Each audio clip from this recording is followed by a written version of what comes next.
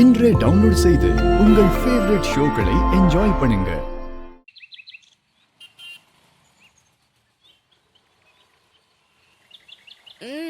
சட்னியும் சாம்பாரும் சூப்பர். இப்படி ஒரு டேஸ்ட்ல நான் சாப்பிட்டதே இல்லை. நீங்க மட்டும் ரோட்ல இட்லி கடை வச்சீங்க, இந்த சட்னி சாம்பாருக்காகவே கூட்டம் அலை மோதும். நீங்க பெருசா கல்லா கட்டி ஒரு பெரிய ஸ்டார் ஹோட்டலே கட்டலாம். சாப்பிடுங்க. சாப்பிட்டுட்டு அப்புறம் தெம்பா வியாபாரத்தை பார்க்கலாம். எனக்கு மட்டும் கொஞ்சம் பணம் கிடைச்சா நான் பண்ற இன்வெஸ்ட்மெண்ட்டே உங்களுக்கு ஒரு சின்ன ஹோட்டலாவது வச்சு கொடுக்கறதா தான் இருக்கும்.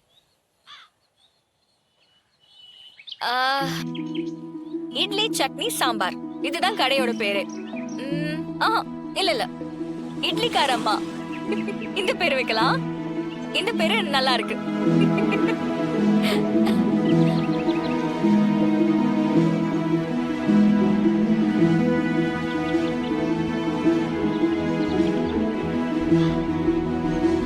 உலகத்திலே புண்ணியமான தொழில்னு ஒண்ணு இருக்குன்னா அது அடுத்தவங்களுக்கு சாப்பாடு போட்டு சம்பாதிக்கிறது தான்.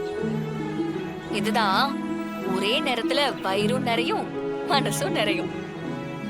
நீங்க இனிமே தினமும் ஒரு பிளேட் இட்லி சாப்பிட்டுட்டு தான் இட்லி விற்கவே வரணும். அதுக்கான பணத்தை மாசம் மாசம் நான் எப்படியாவது உங்களுக்கு கொடுத்துறேன். ஆனா இனிமே சாப்பிடாம மட்டும் வந்து மயக்கம் போட்டுறாதீங்க.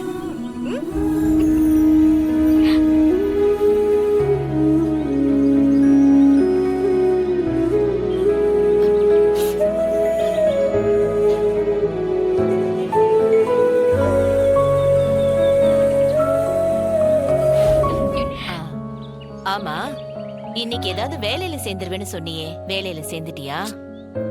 இல்லையே இட்லிக்காரம்மா, இன்னும் எந்த வேலையும் செட் ஆகல. ஏதாவது பார்ட் டைம் வேலையாவது கிடைக்குமான்னு பார்த்தேன். அது கூட இப்ப டிமாண்டா இருக்கு. பார்ட் டைம் வேலை கிடைச்சாலும் அதை எத்தனை நாளைக்கு பாப்ப? உனக்குன்னு நிரந்தரமா ஒரு வேலை வேண்டாமா? பார்ட் டைம் வேலையில என்ன பெருசா கிடைச்சிட போகுது? ரொம்ப கஷ்டப்பட்டு உழைக்கிறத விட புத்திசாலித்தனமா உழைக்கிறது எப்படின்னு நீ கத்துக்கணும். கொஞ்சம் புத்திசாலித்தனத்தோட உண்மையான உழைப்பு இருந்தாதான் வாழ்க்கையில முன்னேற முடியும். நீ இப்படி கடக்கடையா வேலையை தேடி அலையறத விட்டுட்டு உன் புத்திசாலித்தனத்துக்கு ஏத்த மாதிரி ஒரு வேலையை தேடு.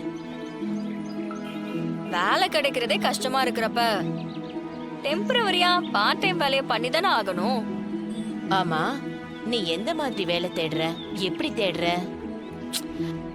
பெரிய மால்ல இருக்கிற கடையில வாண்டட் போர்ட பார்த்து போய் கேட்பேன். இல்லனா யாராவது அங்க ஆளு தேவை இங்க ஆளு தேவைன்னு சொல்லுவாங்க. அதை வச்சு போய் பாப்பேன். இப்படியா வேலை தேடுவாங்க? எந்த படிப்பும் இல்லாதவங்க இல்ல படிச்சுக்கிட்டே வேலை தேடுறவங்க தான் இந்த மாதிரி கண்ணுல படுற காதுல விழற வேலைக்கு போவாங்க. நீ படிச்ச பொண்ணு தானே? நியூஸ் பேப்பர்ல, ஏஜென்சில, இல்ல இப்போ இன்டர்நெட் அது இதுன்னு ஏதோ சொல்றாங்களே, அதுல போய் தேடு. அதுலதான் உன் தகுதிக்கான வேலையெல்லாம் கிடைக்கும். இட்லிக்காரம்மா, உங்களுக்கு என்ன எல்லாம் தெரியுது? ஆனா தெரிய வேண்டிய உனக்கு தெரியலையே. தெரியாமலாம் இல்ல, அந்த வழியிலும் தான் நான் தேடிக்கிட்டு இருக்கேன். இன்னைக்கு கூட நெட்ல ஒரு 4-5 கம்பெனிகளை ஃபைண்ட் அவுட் பண்ணி அப்ளை பண்ணிருக்கேன். அதுல நாளைக்கு ஒரு ஸ்டார் ஹோட்டல்ல இன்டர்வியூக்கு கூப்பிட்டிருக்காங்க. அந்த ஹோட்டல் நல்ல ஹோட்டலா? சம்பளம் எல்லாம் ஒழுங்கா கொடுப்பாங்களான்னு நல்லா விசாரிச்சுட்டு போ. அந்த ஹோட்டல் பேர் என்னன்னு சொல்லு, நானும் 4 பேர்கிட்ட விசாரிச்சு சொல்றேன்.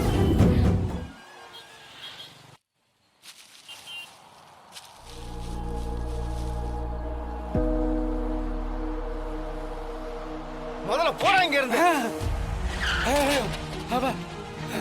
ஐயோ ஐயோ ஐயா ஐயா பாத்து, மெதுவா. ஐயா பாத்து, உங்களுக்கு ஒன்றும் அடிப்படை இல்லையே. என்னாச்சுங்கய்யா? என்ன பிரச்சனை? நான் கொஞ்சம் பார்க்காம வந்திருந்தா என்ன ஆயிருக்கும்? அடியையும் பிடிச்ச இந்த ஊர்ல அடிபட்டு செத்து போனா கூட சந்தோஷம் தான்ப்பா. ஏமாத்தி சம்பாரிச்சு அப்படி என்னத்தை தான் கோட்டை கட்ட போறாங்களோன்னு தெரியல. என்னையா பிரச்சனை? அவர் எதுக்கு உங்களை அடிச்சு தள்ளி விட்டாரு? 500 ரூபா கொடுத்து 50 ரூபாய்க்கு இட்லி வாங்கிக்கிட்டு மீதி சில்லற கேட்டா நீ கொடுத்ததே 50 ரூபான்னு சொல்லிட்டு கேவலமா திட்டி என்னை அடிச்சு இப்படி தள்ளி விட்டுட்டாயா. அப்படியா? 4 இட்லி ஒரு தோசை கட்டுங்க. சரி சரி வாங்கய்யா, நான் கேட்குறேன் வாங்க. இவர் தானே? ஆமையா.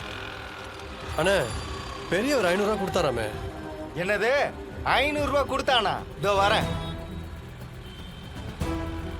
ஏய் நீ இன்னும் போகலையா? ஒழுங்கா போயிடு, இல்ல அடி வாங்கியா செத்துருவ. இது யாரு வாளா? அவனையும் கூட்டிட்டு போயிடு சொல்லிட்டேன். இதை பாருங்க, கொஞ்சம் மரியாதையை பேசினா நல்லா இருக்கும். பிராடு பயலுக்கலாம் என்னால மரியாதை கொடுக்க முடியாது. யோ, இவரை பார்த்தா ஏமாத்துற மாதிரி தெரியலையே. அப்ப என்ன பார்த்தா அப்படி தெரியுதா? இவரு 500 ரூபா கொடுத்தேன்னு சொல்றாரு. அது ஒரு தடவை செக் பண்ணி தான் பாருங்களேன். நான் எதுக்கு செக் பண்ணணும்? என்கிட்ட 500 ரூபா நோட்டே இல்ல. கிளம்பு கிளம்பு. என்னங்கய்யா? சத்தியமா நான் 500 ரூபா தான் கொடுத்தேன் தம்பி. மருந்து மாத்திரை வாங்குறதுக்கு என் பிள்ளை கொடுத்தது. அதுல ஒரு 50 ரூபாய்க்கு இட்லி வாங்கினா 500 ரூபாய் அவன் எடுத்துக்கிட்டு இப்படி இல்லைன்னு சாதிக்கிறான் தம்பி. அண்ணா எதுக்கும் நீங்க ஒரு வாட்டி செக் பண்ணி தான் பாருங்களேன். ஏய் எத்தனை வாட்டி பாக்குறது? எனக்கு வேற வேலை இல்ல. போடா வேலையை பார்த்துட்டு போடா. யோ, என்ன நினைச்சிட்டு இருக்க? யாருகிட்ட என்ன பேசுற? யோ சொல்லியா?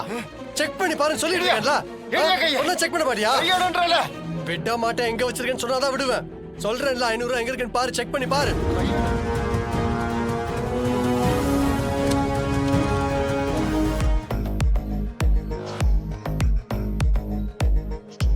என்ன இது 500 ரூபா நோட்டே இல்லைன்னு சொன்னா இது எங்க இருந்து வந்துச்சு?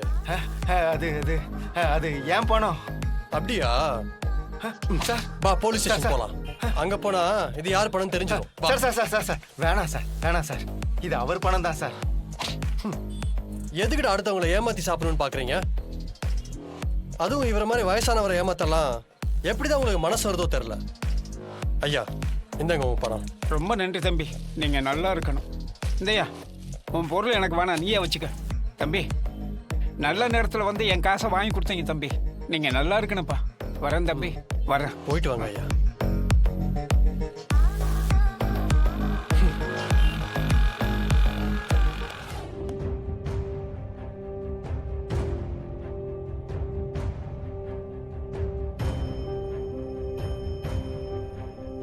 மா, என் போன்ல நெட் ஒர்க் ஆகல, ரீசார்ஜ் பண்ணனும். ஒரு 200 ரூபாய் கொடுமா. 200? என்னடி என்னமோ 20 ரூபா கேக்குற மாதிரி 200 ரூபா கொடுன்னு கேக்குற? நான் எங்கடி போறது? எப்பமா நம்ம பழைய மாதிரி இருப்போம்? எங்கேயாவது போகணும்னா ஆட்டோல போக முடியல, பஸ்ல தான் போக வேண்டியதா இருக்கு. இல்லனா அப்படியே நடந்து போன சொல்லுவீங்க போல இருக்கே.